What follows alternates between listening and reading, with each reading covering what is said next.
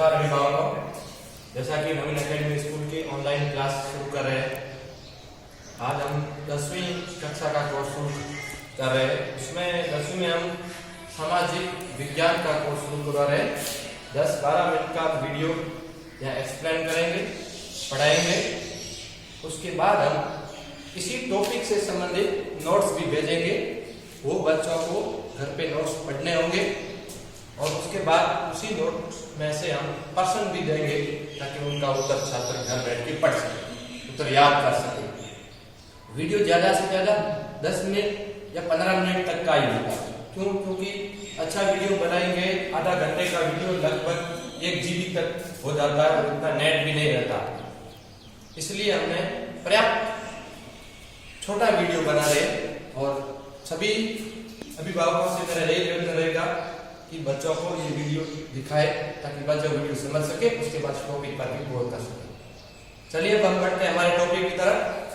कक्षा 10 में सामाजिक विज्ञान का पहला पार्ट है, जिसका नाम है स्वर्णिम भारत। सबसे पहले आप जान लीजिए स्वर्णिम भारत के नाम से, जो कि प्रारंभ से 1200 ईस्वी तक का काल इतिहास में स्वर्णिम भारत के नाम से जाना जाता है। क्यों?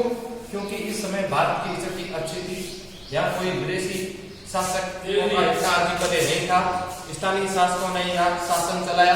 1200 के बाद जैसे अपन बात करते हैं गुलाम वंश की स्थापना होती है और भारतीय विदेशी आक्रांताओं का सिलसिला शुरू हो जाता है, उसको कहा जाता है संघर्षकालीन भारत।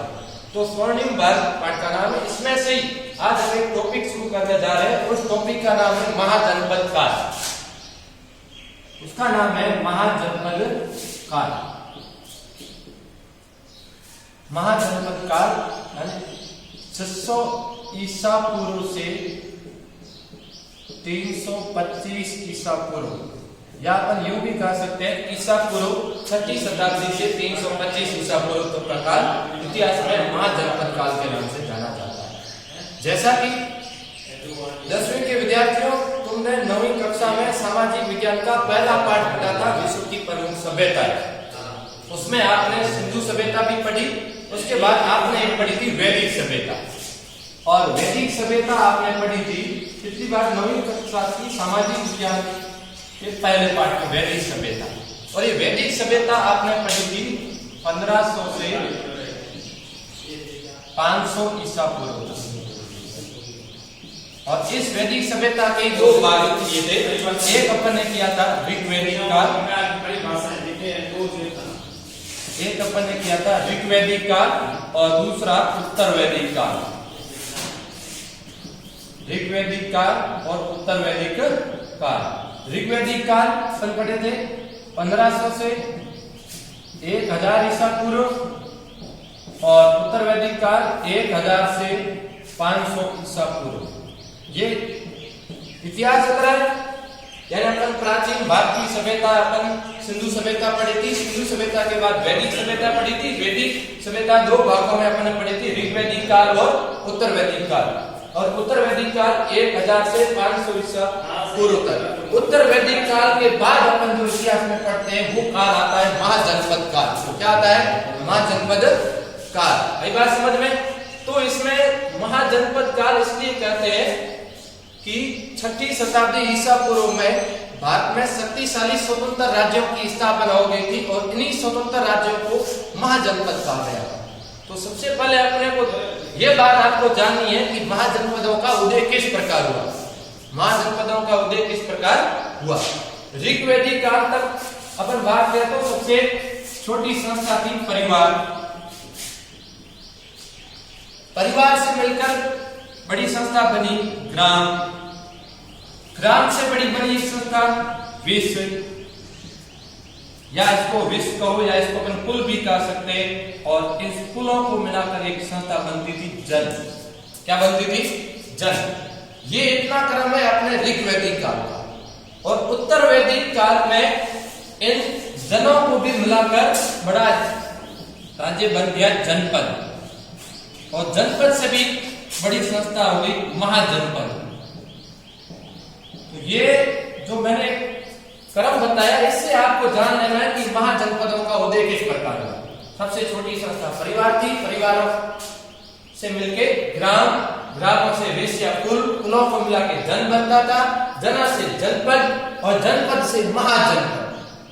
तो ये महाजनपदों का उल्लेख 6वीं शताब्दी ईसा पूर्व में भारत में स्वतंत्र शक्तिशाली राज्यों की स्थापना हुई, जिन्हें हमने कहा महाजनपद। जैसे ये परिवार, इस परिवार का ये मुखिया होता था गृहपति, गृहपति परिवार चलाता। ग्राम का मुखिया होता था ग्रामणी,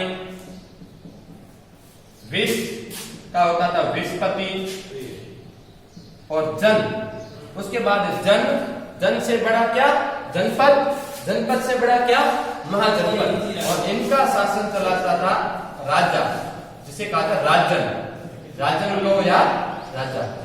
तो इससे अपने को विदित होता है कि महाजनपद का मुखिया राजा होता था, यानी एक महाजनपद का शासन चलाने वाला राजा होता था।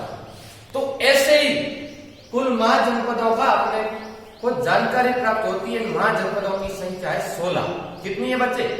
16 महाजनपदों का उल्लेख है। तो सबसे पहले अपने को यह बात जाननी है कि फिर महाजनपदों की जानकारी कहां से प्राप्त हुई, महाजनपदों का उल्लेख कैसे मिला। तो अपन, जैसे आपने महात्मा बुद्ध का नाम सुना होगा, बौद्ध धर्म, तो ऐसा ही सबसे पहले अपने को ध्यान रखना है कि महाजनपदों की जानकारी अपने को कैसे मिलती है। महाजनपदों की जानकारी, तो 2 ग्रंथों के मैं नाम बताता हूं, वो ग्रंथ इंपोर्टेंट आपको याद रखना है। महाजनपदों की जानकारी, एक तो अपना है बौद्ध धर्म का ग्रंथ है अंगुत्तर निकाय, बौद्ध ग्रंथ है अंगुत्तर निकाय। इस अंगुत्तर निकाय में 16 महाजनपदों की जानकारी मिलती है, कुल महाजनपदों। और ऐसा एक दूसरा जैन ग्रंथ है जिसका नाम है भगवती सूत्र। इन दोनों ग्रंथों में अपने को महाजनपदों की जानकारी मिलती है, और महाजनपदों की संख्या है 16। कितनी है? 16 महाजनपदों। तो सबसे पहला ही अपना प्रश्न ये है कि महाजनपदों का उल्लेख कहां मिलता है। तो एक बौद्ध धर्म का ग्रंथ है अंगुत्तर निकाय और जैन ग्रंथ है भगवती सूत्र। इन दोनों में अपने को महाजनपदों की जानकारी मिलती है, और उन महाजनपदों की संख्या है 16। नहीं थी? और ये महाजनपदों का कैसे बने, ये आपको ये क्रम दिख रहा है ना, इसी तरह। तो ईसा पूर्व 6वीं शताब्दी में 16 महाजनपदों का उपयोग हुआ, और इन्हीं महाजनपद, प्रत्येक महाजनपद में एक शक्तिशाली राजा होता था। ये मैंने यहाँ लिखा है राजन, क्या लिखा है? राजन। ये व्यंजन संधि का नियम है, न अलग न का लोप हो जाता है, और ये लघु से दीर्घ हो जाता है, राजा बनता है। जैसे मंत्री का मंत्री बनता है, उसी तरह। तो अब ये अपने को पहला प्रश्न तो ये हो गया कि महाजनपदों का उल्लेख, वेरी वेरी इंपोर्टेंट, ये पूछा जाता है बौद्ध ग्रंथ अंगुत्तर निकाय से अपने को 16 महाजनपदों की जानकारी मिल जाती है। और ये महाजनपद ये भारत की संवैधानिक एवं गणतांत्रिक व्यवस्था के आदर्श रहे, जो वर्तमान में भारत में संवैधानिक और शासन व्यवस्था चलती है, ऐसा महाजनपद काल में आदर्श अपने को देखने को मिला है। और इन्हीं महाजनपदों में 2 प्रकार की शासन व्यवस्था चलती थी, यानी एक तो राजतंत्रात्मक भी महाजनपद थे और गणतंत्रात्मक भी थे। यानी अपने को संवैधानिक एवं गणतंत्रात्मक व्यवस्था का आदर्श स्वरूप देखने को मिलता है इस महाजनपदों में। गणतांत्रिक व्यवस्था यानी कुछ महाजनपद ऐसे थे वहां का राजा जनता द्वारा चुना जाता था, और कुछ ऐसे थे राजतंत्रात्मक महाजनपद, वहां पर राजा वंशानुगत बनता था। तो ऐसा आदर्श स्वरूप अपने को महाजनपद काल में देखने को मिलता है, जो वर्तमान में भारत की संवैधानिक गणतंत्र व्यवस्था का आदर्श रहा है। और जैसा अपन ने एक बार पढ़ा कि सिंधु घाटी सभ्यता, आपने पिछली बार 9वीं कक्षा में पढ़ी थी, उसमें पढ़ा ये भारत की पहली नगरीय सभ्यता थी, लेकिन भारत की दूसरी नगरीय क्रांति महाजनपद काल में होती है, क्योंकि इस समय भी ईसा पूर्व 6वीं शताब्दी में भारत में लोहे का प्रचुर मात्रा में भंडार मिलते, इसलिए भारत में दूसरी नगरीय क्रांति महाजनपद काल में होती है। तो आज ज्यादा मैं वीडियो बड़ा नहीं करना चाह रहा हूं, इसलिए अपने को ये ध्यान रखना है कुल महाजनपदों की संख्या 16 है। महाजनपदों की जानकारी अपने को मिलती है बौद्ध धर्म का ग्रंथ अंगुत्तर निकाय और एक जैन धर्म का ग्रंथ है भगवती सूत्र। और इन्हीं महाजनपदों में 2 प्रकार की शासन व्यवस्था है, उसमें कुछ महाजनपद राजतंत्रात्मक थे तो कुछ गणतंत्रात्मक थे, वो आगे अपन पढ़ेंगे। आपको मैं नोट्स की फाइल भेजूंगा और मेरे खुद के हाथ से बने अच्छे से नोट्स आपको देखते ही पढ़ के अच्छे से समझ में आ जाएंगे। और ये ध्यान रखनी ये लाइन की महाजनपद कैसे बने। तो ये छोटी छोटी संस्थाओं से बड़ी संस्थाएं बनती गई और धीरे धीरे परिवार, ग्राम, देश, जनपद से महाजनपद का उदय हो गया और प्रत्येक महाजनपद एक मुखिया होता था, राजा।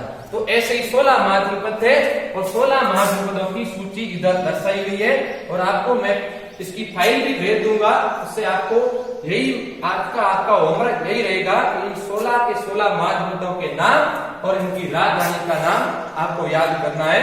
और एक महाजनपद के आगे मैंने स्टार लगाया मत्स्य, तो ये एकमात्र महाजनपद है जो राजस्थान में है जिसकी राजधानी थी विराटनगर, जो विराट जयपुर में।